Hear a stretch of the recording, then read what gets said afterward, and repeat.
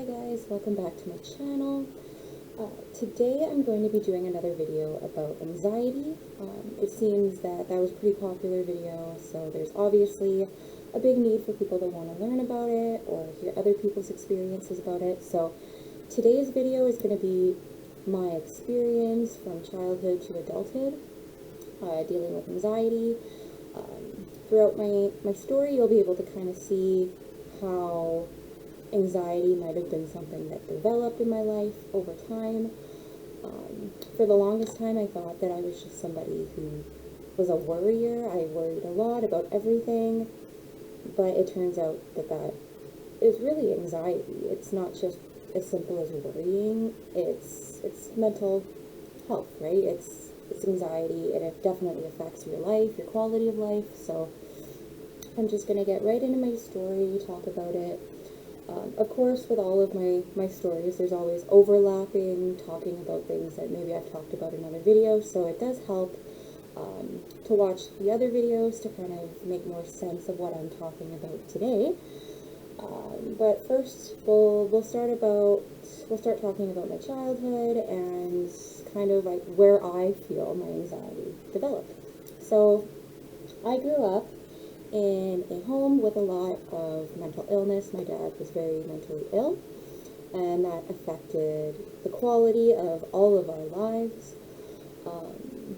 He had has obsessive compulsive disorder, and if anyone out there knows anyone with it or has had a parent with OCD, it is incredibly difficult, challenging, and you really don't get to grow up in a normal kind of a life.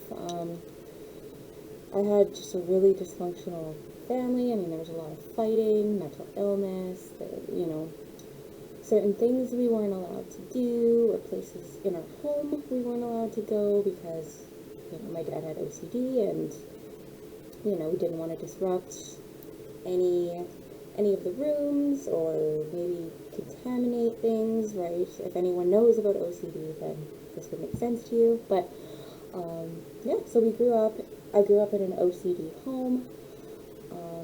So there was a lot of fighting. So I think that's really where my anxiety really took off. I was witness to my parents fighting all the time. They would fight about money. They would fight about everything, and as a kid, you're hearing your parents fight about money, and then you start worrying about, do we have money to eat? Do we have money to live? So these were things that I was taking on as a young child. Like, I was hearing these types of arguments, and then I began worrying about stuff like that. Like, am I going to have food tomorrow? So that is where I feel my anxiety started to creep in at a pretty young age. And not only that, but in my childhood years, I wasn't really allowed to have friends over at my house. My dad didn't allow that, so it was really hard to form meaningful relationships as a child. So oftentimes I was alone a lot of the time to kind of go through everything on my own, kind of deal with my own issues on my own. So I've always been really good at that, at just, being able to help myself through a situation and not being able to rely on anyone else, because for a long time that really just wasn't an option for me because I didn't have a lot of friends. So that is kind of like a backstory about my childhood. Just a lot of fighting, a lot of chaos, honestly. So that's a great place for anxiety to start. And then we moved through my teen years, and of course I started drinking, I started doing drugs, and that only perpetuated the anxiety, right? You're on drugs, you're on alcohol, your brain's not thinking properly, so it was definitely something that was not helping my anxiety by any means. Through my teen years, my later teen years, around 17, my parents were going through a divorce, so that was a major change to my life. And again, I just didn't have proper coping skills, right? When you aren't really sure why you feel the way you do. And keep in mind, at this time, I had no idea that this was anxiety. I just thought I was a worrier, right? because that's what I had always been told. Oh, you just worry too much. Well, no, it's anxiety. it's really something that eats away at me every day. But at the time, I didn't know it was anxiety, so I kind of just lived with it. I went to some counseling. During the worst of my drinking and drugs, I was seeing many different types of counselors. I was seeing addiction counselors, family counselors, psychiatrists, nutritionists. I was seeing a wide variety of people.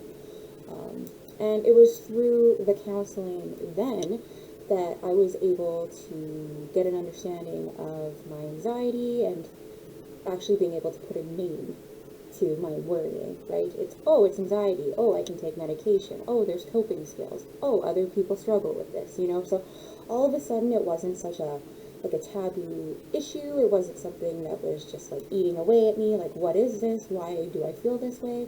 Now I had, some concrete something to go off of. Now I knew it was anxiety, and I was put on anti-anxiety medication, which really did help a lot. Also, again, through the counseling, it's just about finding coping skills that work for you. Everybody's situation is different, everybody's triggers are different, but it's really important to take that time to really figure out what sets you off, because that's ultimately going to be what helps you be able to reel yourself in and bring yourself back to reality a little bit. So that was my teen years, just a lot of, again, living in an OCD home and then having my own battle with addiction. It just really, really didn't help the anxiety or the depression.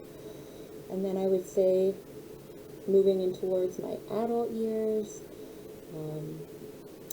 everybody deals with, life situations, like being in a career, owning a home. These are just everyday stresses that people deal with, and it definitely took a toll on me, but having the knowledge of how to kind of contain my anxiety, work with it, and not have it be such a distraction in my own life was really, really helpful. So I would say it took me quite a few years, many years, I would say probably 10, to really figure out what worked for me. I would say that 2020, oddly enough, being, the stressful year it was for everyone, I would say that it was probably my most successful year from an anxiety standpoint. I had just been managing it really well, been coping really well, and I felt really good. And I still do, for the most part. I have stresses in life like anyone else, but it's just important to implement strategies, to cope with your anxiety. For myself, if I find myself looking too far in the future, saying, okay, I'm out of control, I don't know what's going to happen, I have to talk myself down and say, just worry about today. Just worry about today, that's all you have. And it honestly helps. So it's just knowing how to bring yourself back to a good spot, to a good place. So it took a lot of time, takes a lot of years, but if you're putting in that effort, you'll get there. So anxiety, it is difficult to live with, especially when it hasn't been diagnosed, when you're not on medications, you don't have coping strategies. Yeah, anxiety is really, really hard. It's, it would take a toll on my body for sure. I was stressed all the time. I would get migraines, wouldn't want to eat, or I'd want to eat too much. So it really is important. Anxiety is a real mental illness. It's something a lot of people deal with. So I really don't think there's any shame involved with it, but I think it's definitely important to take control of your own mental health. Nobody's going to do that for you, just like anything else, right? Nobody's going to work out for you, because nobody can do that for you. Only you can do that for you. So it is important to definitely make that a priority. Mental health, without that, you really don't have anything else, right? Health is so important and so necessary just to be able to do simple things in life. So if any of you out there are struggling with anxiety, or you think you might have anxiety, I would definitely recommend maybe going to your family doctor, maybe going to counseling, just really taking control of your own health. Because once you get it under control, you can live with it quite easily, right? It's just about knowing yourself and how to bring yourself back off that ledge a little bit. So I would say more than ever, like, implement these strategies now. Like, life's not getting any easier, let's just be real. So, I mean, take that time, value yourself enough to put that first.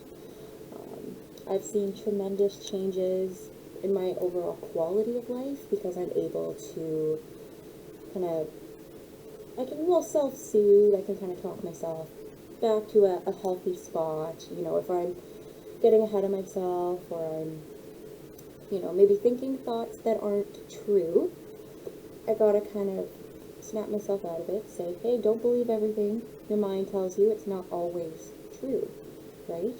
So, again, that's another coping skill, is just being able to talk to yourself and help yourself through a situation.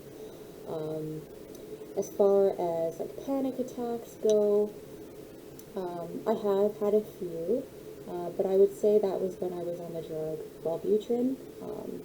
I have talked about that in one of my past videos when I was on Contrave, or I still am on Contrave, but I had taken Wellbutrin to help me quit smoking, and one of the side effects for me was, like, really, really bad, like, panic attacks. I just wasn't in a super great mental spot at that point, so I did struggle with a few panic attacks, but once I was off that medication, it kind of just subsided. So I can chalk that up to probably the medication, but I haven't had an issue like that or an episode like that in a few years, so I feel comfortable saying that it was the medication. But yes, anxiety is nothing to be ashamed about. Tons of people have it, and it's manageable. If you put it as a priority on your list of things to do, you will be able to manage it. And I'm not saying management alone is enough. You might need a medication, but that's for your health professionals to decide. But honestly, I mean, there is life after anxiety. There is a good quality of life that you can maintain if you put that anxiety first, and just really take the time to learn yourself and learn what triggers you. You'll be able to control it a lot better. So I don't want to keep rambling on, but my anxiety, I could kind of see it stemming from my childhood, just being in a really volatile situation with my parents, them fighting all the time. That really was a terrible spot for any kid to be in, but, like, you see your parents fight and it's going to cause some issues for you, for sure, right? Like, again, worrying about if you are going to eat the next day when you're 6 is not normal and not healthy, but